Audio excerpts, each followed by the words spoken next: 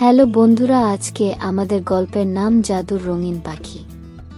এক ছিল ছোট্ট গ্রাম সোনারপুর। সেখানে থাকত রিনি নামের এক কৌতূহলী মেয়ে। সে সবসময় নতুন কিছু জানতে চাইত, নতুন কিছু দেখতে চাইত। একদিন সে গাছপালায় ঘেরা এক পথ ধরে হাঁটতে হাঁটতে এক গভীর বনের দিকে চলে গেল। রিনির চোখে হঠাৎ পড়ে এক অদ্ভুত রঙিন পাখি।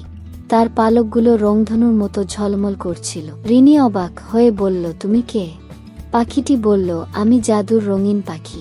আমার পালক বাতাসে ওড়ার সাথে সাথে আশেপাশের সবকিছু রঙিন হয়ে যায়। রিনি খুশি হয়ে বলল, তুমি তো খুব সুন্দর, আমি কি তোমার বন্ধু হতে পারি?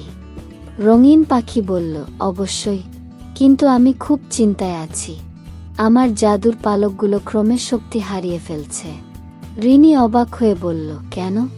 পাখিটি দীর্ঘশ্বাস ফেলে বলল, এই বনের এক দুষ্টু দৈত্য কালমেঘ আমার জাদুর শক্তি চুরি করছে, তাই এই বন আগের মতো সুন্দর নেই। রিনি বলল, আমি তোমাকে সাহায্য করব।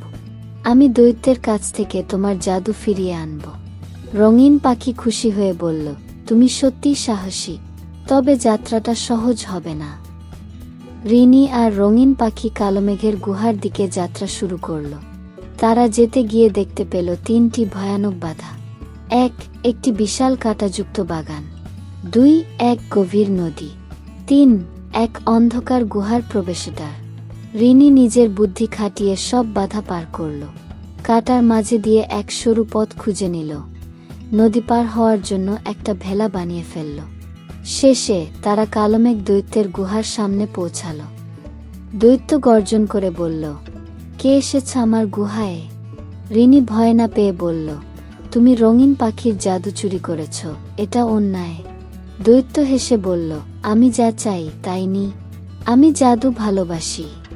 রিনি একটু ভাবল, তারপর বলল, তুমি যদি সত্যিই জাদু ভালোবাসো, তাহলে তা একা একা কেন রাখবে? সবাইকে দিলে তো সবাই তোমাকে ভালোবাসবে। সে ভাবতে লাগল।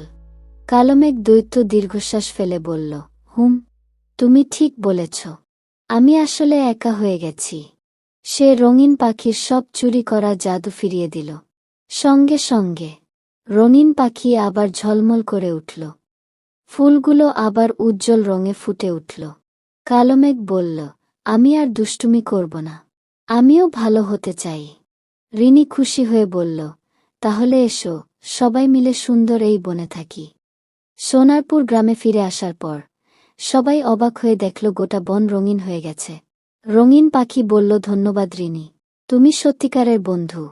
কালো মেঘ দৈত্য এখন বনের রং রক্ষা করে। রিনি খুশি হয়ে তার বাড়িতে ফিরে গেল, আর সোনারপুরের মানুষজন বুঝতে পারল সাহস আর দয়া থাকলে যে কোনো কিছুই সম্ভব। তো ছোট বন্ধুরা, এই ভিডিও থেকে আমরা শিখলাম সাহস ও বুদ্ধি দিয়ে যে কোনো সমস্যা সমাধান করা যায়। বন্ধুত্ব আর দয়ার শক্তি অনেক বড়। ভালো কাজ করলে সবাই আমাদের ভালোবাসবে। তাই আমরা সব সময় ভালো কাজ ও সত্য কথা বলার চেষ্টা করব। তাহলে বন্ধুরা, এরকম দারুণ দারুণ মজার ভিডিও পেতে আমাদের চ্যানেলটি সাবস্ক্রাইব করো।